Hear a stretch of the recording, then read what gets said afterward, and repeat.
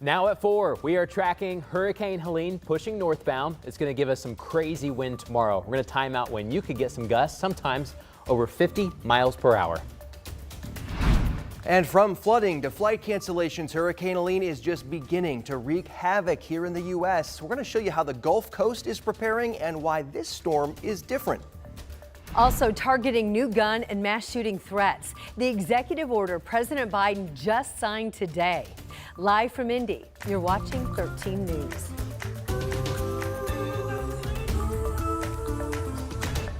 And we start here at 4 o'clock with a live look at the Courtney Campbell Causeway, which is in Tampa, Florida. Hurricane Helene now a Category 3 storm as it churns toward the Big Bend section of Florida, and it is expected to strengthen to a Category 4 by the time it makes landfall later tonight, bringing along with it what could be 15 to 20-foot storm surges.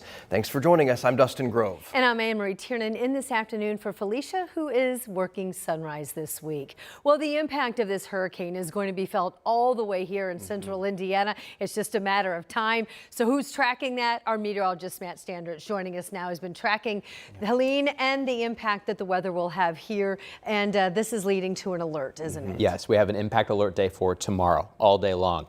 When you wake up headed out the door, it's going to be raining, and it's already going to be some wind gusts near 30 miles per hour. Wow. By the time you're picking up the kids from school tomorrow, we're going to have some gusts near 60 miles per hour. That's likely to do some power outages and also do some tree damage across much of central Indiana. Right now, we're still kind of quiet, but we are starting to notice some of those winds pick up. We've got some gusts 10 to 15 miles per hour. We can handle those no problem. But throughout the rest of the evening, winds will already start to increase a little bit, as well as clouds and eventually showers. Showers from Helene have already arrived in Ohio. This is how big the storm is. Hasn't even made landfall yet, but some of the moisture has already reached the Ohio River. Now, you're going to notice by about 11 o'clock this evening, Angela will be tracking at 11 o'clock news some of the first rounds of rain starting to move in. Look how monstrous this storm system is. Hurricane hunters are looking at the eye again, and they'll be returning to base here shortly to give us an update right at 5 o'clock on the new status of how fast it's moving and the speeds of the winds. But 120 miles per hour winds sustained there at the core. That makes it a low-end Category 3 storm. We've got multiple hurricane warnings, tornado watches, and tropical storm warnings all the way north to Atlanta and into parts of eastern Tennessee. We have now our own wind advisories because of Hurricane Helene. Just to put it in perspective how large this thing is, we put Indiana right over the storm. This is roughly how big it would be. The pink ring shows you hurricane force winds. It would take up almost 90% all of central Indiana with hurricane force winds. This thing's a monster. It's huge, and it's moving quickly. The red ring shows you tropical storm force winds. You could probably fit a couple Indianas just inside the wind field here. So we are watching it move northbound, likely to make landfall just before midnight. But with this Fujiwara effect we've been talking about, it's going to be boomeranged right over central Indiana. We've got a peak of wind gusts tomorrow afternoon and evening that could get close to tropical storm force. So we'll have more updates on the timing of when you can expect the strongest winds. All right, Matt, and I want you to take a look at this here. This is video from Gulfport and Treasure Island, Florida, which is in the Tampa Bay area. And as you can see, look at that, flooding is already a big concern there. Helene is forecasted to grow into one of the largest storms the Gulf of Mexico has seen in the last century. Michael Yoshida is down there today as state officials change their messaging from evacuate to shelter in place.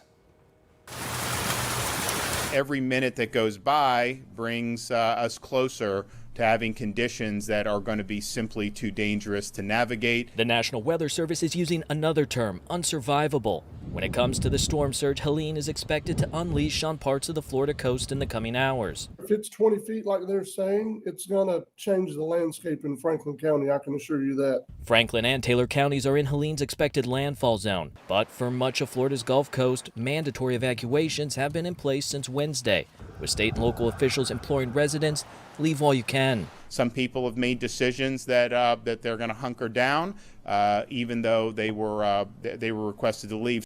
Regardless of that, the governor says rescue crews are standing by. If there's people that are going to be in distress, we're going to be there to be able to assist in those efforts. Their message now, survival. If you hear trees snapping around your home, treat it like a tornado. Get to an interior portion of your home, get as low as you can. And silence, officials warn, doesn't mean safe. What that actually means is you're in the eye of the hurricane.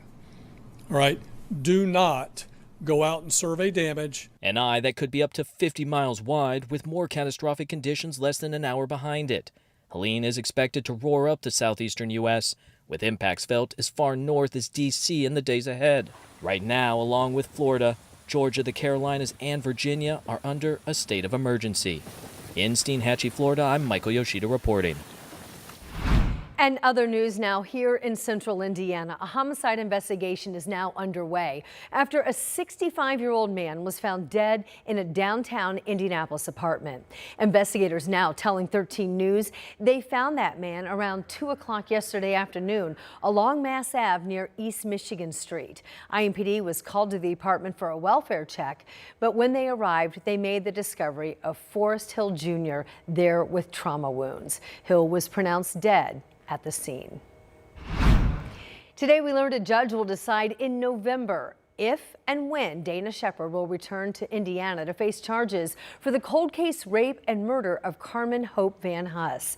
The body of the 19-year-old was found back in 1993 in her Indianapolis apartment. DNA led investigators to Shepard. He was arrested August 30th in Boone County, Missouri, where he reportedly worked for the University of Missouri as a custodian.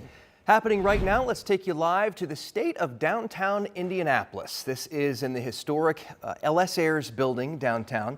Downtown Indy Inc. is going to be diving into the data and the metrics of life here in the heart of the city. And this is where we often hear about the successes and the challenges of businesses, the workforce, residents and visitors. Community leaders are also going to be talking about what's next as far as big projects and events, and they'll also be recognizing some top contributors in the downtown area over the last year or so. Our Logan Gay is there right now. She's going to be listening in, and she'll tell us what she's learned coming up tonight on 13 News at 6. State Democrats are putting the pressure on Purdue University and local leaders there to allow on-campus voting on Election Day. The Indiana Democratic Party held a press conference this afternoon calling on a polling place to be added to campus November 5th and to expand early voting options for students. Election day voting has happened on campus since at least 2007, but this year the election board said no location met the statutory requirements. Well, with tens of thousands of students and staff, that didn't sit well with voting advocates. The election board is scheduled to meet and discuss it tomorrow. Of course, we'll keep an eye on that and let you know what happens. Right now, the push is on to speed up a construction project that is running behind schedule already. The people impacted by that delay have now come together and started a petition that has more than 1,000 signatures so far. Samantha Johnson talked with the organizers.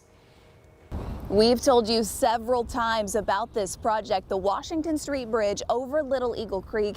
It was supposed to be done by now. Indy DPW says it won't reopen until next year, and they say it'll be several more weeks before crews are back out here working again. So take a look at this. Indy DPW shared this photo of the historic bridge, saying it's in worse shape than they thought, so it'll take longer to complete. But now more than 1,400 people are asking the city to prioritize and accelerate the project.